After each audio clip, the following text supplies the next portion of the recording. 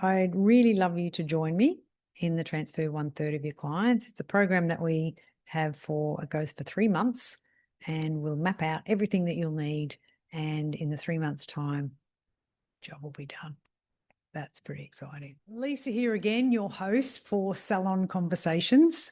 And this is probably part 2 of how to get off the floor to make that amazing move that I just wish you'd trust me. I really do. And I know that it's a difficult thing to do because I've done it myself, but I want you to understand what you're missing out on, right? What would be game changing if you were to do this? So I do call it the move that changes everything because it is a really big shift identity wise in your head as to what your job is. And I think your job is to make sure that everyone else is being looked after in your business. And so I find that really difficult to do when the team member is confused with the salon owner. I think when those roles are really merged in together, I think that's really hard. It's hard for everybody without you knowing. It's hard for the team to understand. Like they don't want to interrupt you when you're working, and then when you're not working, you've got so much else to do. And I just feel like the communication pipe between you, the clients, and your team is it's full of traffic. It's not as open and clear as it needs to be. That's what I have just seen over and over and over and over again. So why most people can't let go, we spoke about that a little bit in the other podcast. It's because there's that really serious identity shift. There's a lot of guilt around it. Am I too good now to not look after the clients? Are my clients going to think, well, you're too good for me now? Like there's a lot of stuff that swims around in your head.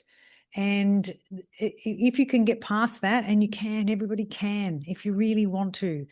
But when times get tough, I find that the salon owner defaults to back on the floor. And that's when I lose the connection with her, and that's when our progress slows down. So if you're someone who has done it and it failed, and you just have these things coming up for you all the time, you just can't imagine how it can be done, you've got to trust me. It's a bit like when you're about to have a child and you're thinking, oh my God, I don't know about this, this, and this, but you don't have to worry about that yet. Let's just look after this newborn baby. Let's just look after you when you're pregnant. Let's just do the first 3 or 4 weeks of being a mum, right?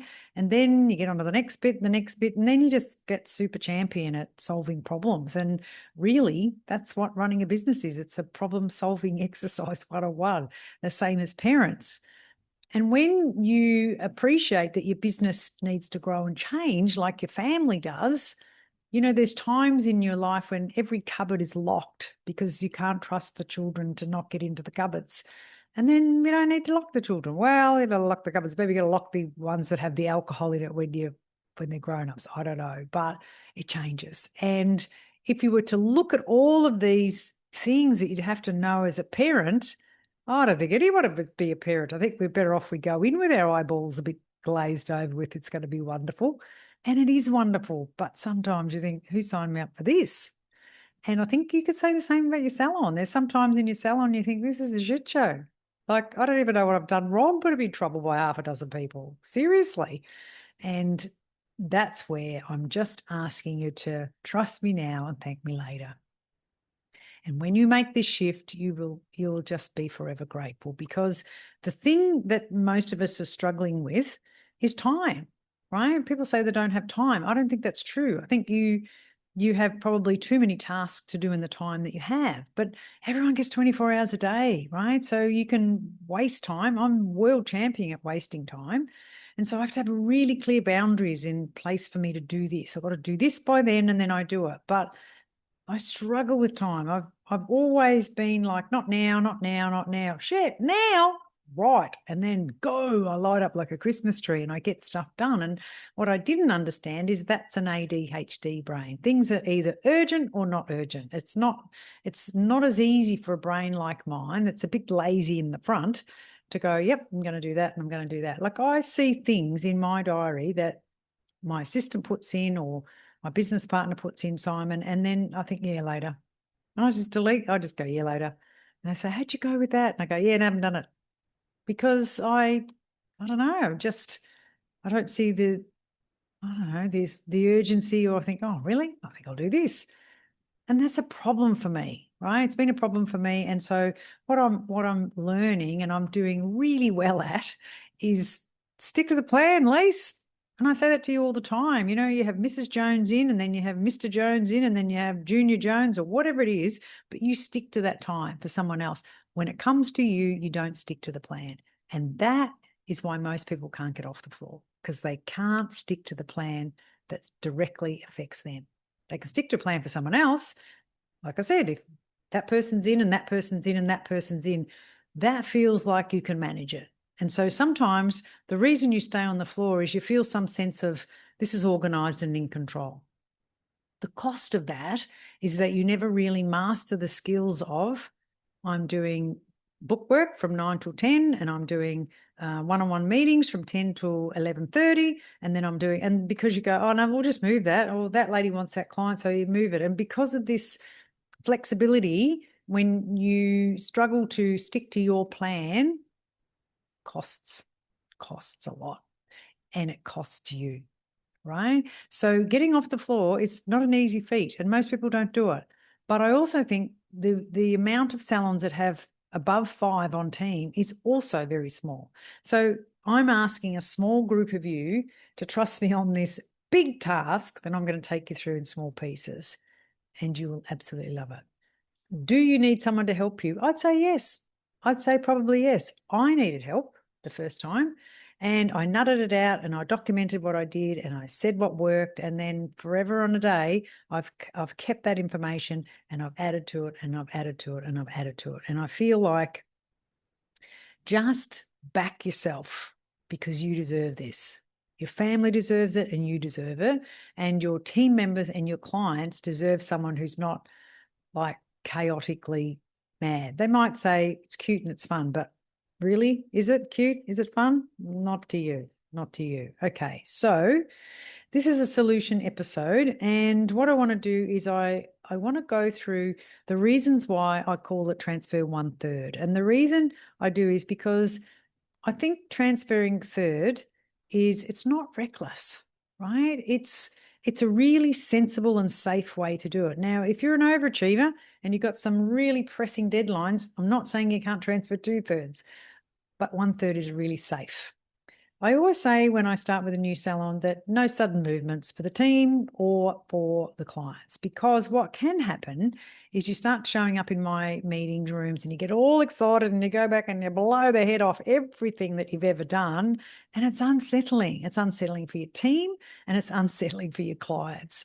And so 1/3 is a really safe way to do things. And the same when you come and work with me. In the beginning, I get you to observe a lot of things and to reflect on what you've already done and take notes of how you came to be where you are, and listen to your team members and ask for their input. And so it's almost like you go into your business like a brand new business owner of the business you already have. And it's a really powerful way to get your head around the changes.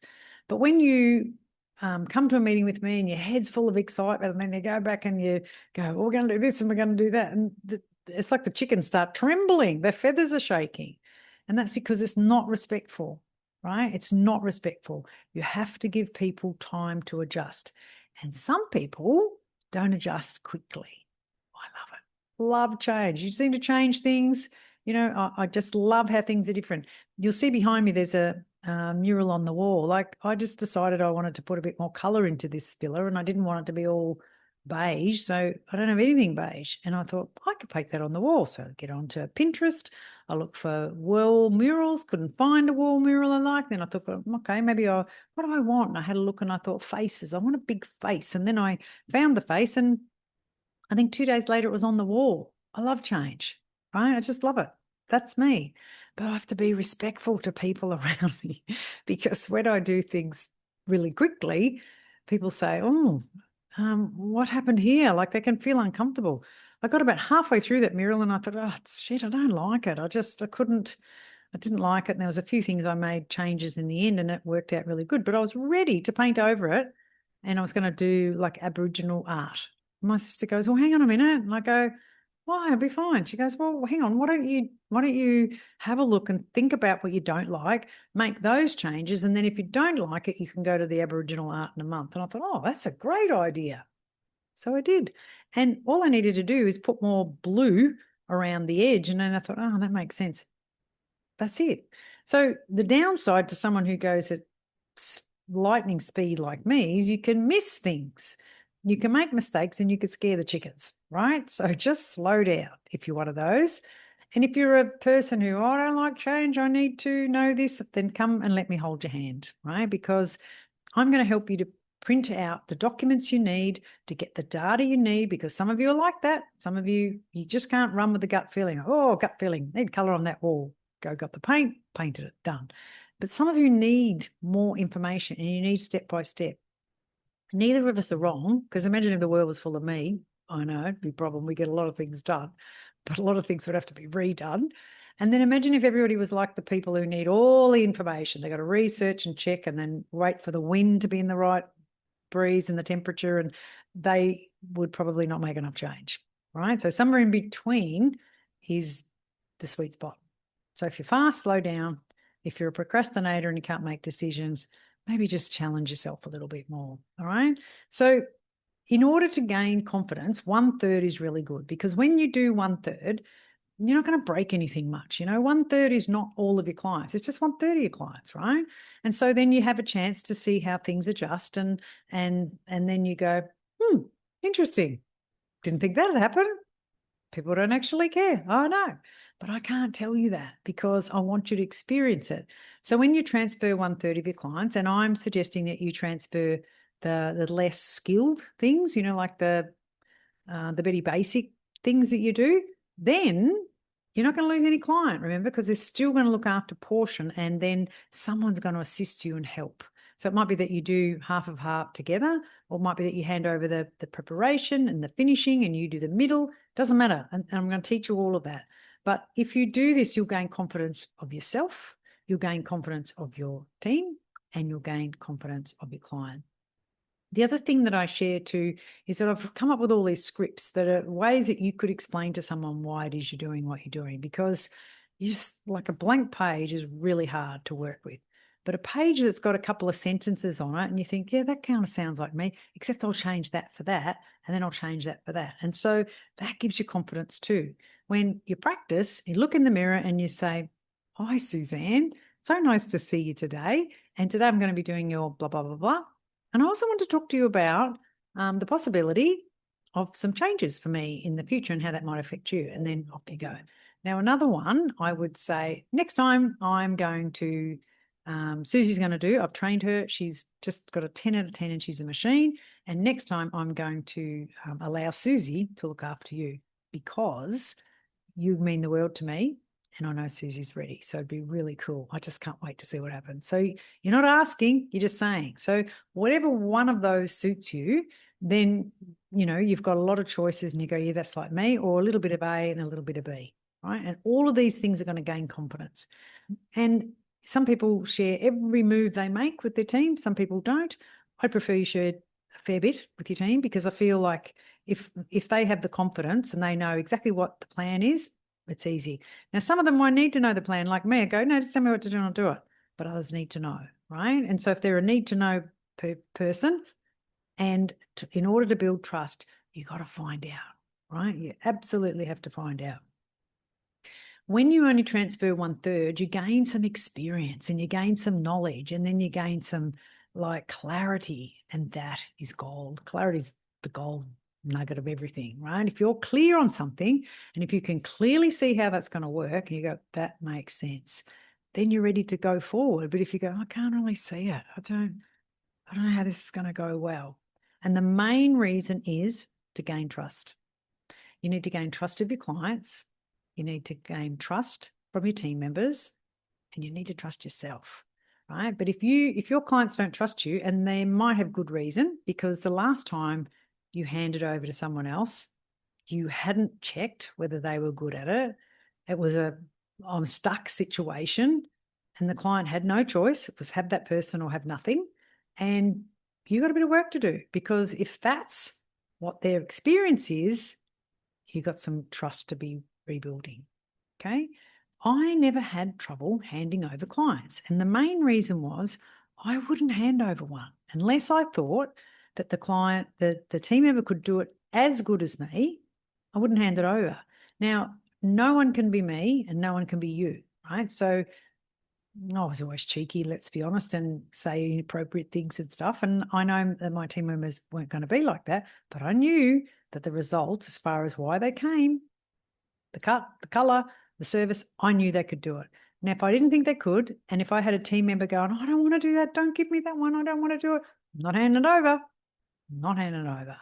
But when I've got a team member who says, yeah, I can do it, I can do it. And if I get stuck, can I call you? Absolutely. That's the personality that you want. But if you've got team members going, don't give it to me, don't give it to me, then they haven't got the trust. They haven't got their own trust. They haven't got your trust. And they're just worried that the client's not going to like it. And who wants to experience that? Nobody does. So that's setting someone up to fail. And what we need to do, and the reason we're doing 1/3 at a time, is we need to set the team up to succeed, and we need to set the client up to succeed. And what we also need to be is promoting the behavior we want. So when you have a team member who steps up and is willing to do it, then make sure you give her feedback and say, how good was that? And then if you ring the client up and you say, how did you go with Susie today? And she tells you it's wonderful, run and tell the team member. So I just got off the phone with Susie and she was so happy. She said, you did a really good job of her service today. Like, why would you hold that information back? That's really powerful. That builds trust and it builds confidence, right? And when you have the confidence of the team member going, well, I did Susie and she was happy, give me another one, right? And that's how momentum builds. So it's really important that you go slow and that you share that knowledge so that everybody can see. There's no, what's behind that? Everything's out in the open. It's really, really important that you do that. So the main reason I want to transfer a third of your clients is I want you to gain some time back. I really do. And over all the years that I've been coaching, the reason I would lose a client, as in I can't keep up on or whatever, is because of their time. And quite often it's because something went wrong and they ended up back on the floor and just she left and this one got sick and whatever. And then they have no time. They have no time to show up to my calls. They have no time to check in with me, no time to give me their numbers and all of that. And then it falls over.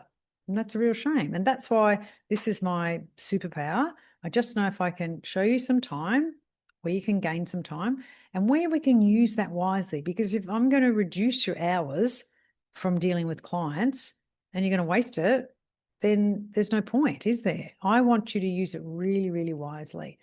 So one of the things that I get people to do when we start is look at your floor hours in numbers and then look at your team member support hours. So team member support is one-on-one meetings, it's training, it's all of the things that would support a team member. Now, what I find is this is quite high, you working on clients high, and then you've got a list of got to do things, pay wages and whatever that, talk to reps and that, but the team support number's really low. And when that's really low, you're stuck.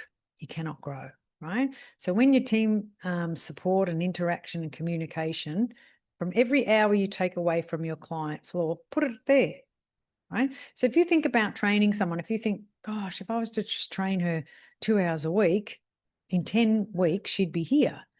What if you trained her 4 hours a week or 6 hours a week? And that's what I want to do. I want to shift that from your client load onto your training hours, or as I call them, support hours. Consultation, education on when to rebook. All of those are in my portal, so you can watch them on repeat and they can watch them so you don't even have to be there. But all of those things, if you could raise their average dollar sale by $20, what would that look like to the bottom line? If you could get them to rebook more frequently, come back in, 6 weeks instead of 10. That's going to raise your bottom line. Like there's so many things that you could be working on. And I call that support. Support, training, same thing, same bucket, just different titles, right? But if we shift every hour from what you do on the floor to helping someone else to not only do a job that you do, but to also to get them to understand that it's a business. We've got to perform. So being scared to recommend a retail product, be scared to ask someone if they'd like to come again, to be scared to recommend a package to someone, that's all holding you back. That's holding your business stuck. And when your business is that stuck, you're constantly looking for more clients. And I would say there's a hole in your bucket. Because if you're gaining, 10 clients on average a week, but your numbers never grow, that means you're losing 10. And that's not a good thing, right? That's a very expensive way to run a business. Having clients that invest, that want to buy a package and get the best skin results or whatever it is, we all know that unless they die, they're going to come into a salon. Might as well be yours. Might as well be at a time when you know you can best suit them with a team member that you know is perfect for them. So when you go, bye, see ya, book online, okay. Well, they're going to book online. Maybe they book the wrong thing. And instead of coming in 6 weeks when you'd like them to, they come in 8. It's just not good business, right? When you get off the floor and you get onto the team training, things change. It's pretty simple, right? So 1/3 is really safe. So what I do is I also get you to go through your top services. What are the services that the salon does the most of? And also, what are the services you do the most of? So what are the things that you do that maybe other people don't do or can't do? So that would be a place for growth. The other one is, does anyone discount? Like sometimes the salon owner, we're bad at that. Oh, she's my cousin and she gets this off. And, and if you do that and then you transfer to someone else who doesn't discount, that's a problem, right? Now, the team member is not her cousin. So we've got a problem. We've got to address that too. So when we go through the discounts, we can see maybe you don't discount, maybe someone else discounts. I don't know. But these are the things that I want you to transfer your energy and focus on, doing all these things so that you never get into trouble. You go, oh my God, that's why I lost her, because I said charge her $87. And what do you mean you charged her 120? And she goes, well, that's what it costs. And I think, oh no, but I was doing it for whatever. Don't do that. So these are all the things. We also make a really clear plan as to who's going to take over these clients for you. And we need to test them that they are at least a 9 out of 10, right? And I've got a whole training plan for that. So we need to decide what are the tasks you're going to hand over from the easiest, the smallest to the hardest, and who's going to take them on. And then we need to have conversations with them about, do you want to do it? Because some go, no, I don't want to. Why? I don't want to do your clients. They're always this or that, and they love you and they won't love me, and insert 100 reasons. So if we don't address all those things, then we're just going to run into problems. So pretty much what we're doing is we're getting ahead of the problem. So we're having a really good look at the problem, what we think might go wrong, what we hadn't really thought about, and I can help you with what you hadn't really thought about because I've spent many, many, many years doing this. And then you can go, oh, okay, that's a problem for me, or that's not a problem for me, right? Then what we do is we map out a timeline. So if it's today's, I don't know, let's say it's March or April, May, June. So maybe we've got 3 months. And in 3 months' time, instead of working 35 hours, you might be working 25 hours. Maybe you're working 35 hours in 3 months' time. You'd be really happy to be doing 15. Depends on the team members, depends on their willingness, depends on like what sort of attachment style your clients have or you have to them. And what happens is when you do the documents and you look through the data, then you'll see and you'll go, yeah, I can see that. And I think the other thing that's really worth saying here is clients will tell you things that they think you want to hear. And sometimes you give a client to somebody because you're not there and they come in, they go, she's nothing like you.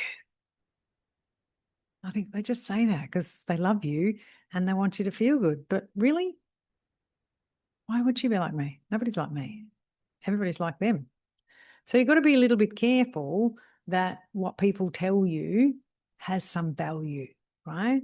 If that client said, I'd like to say that when such and such did my ex, the thing that really disappointed me was this, because one of the things you do is this, and she didn't do that. And I felt like that was a missing step. That's different too. She's nothing like you.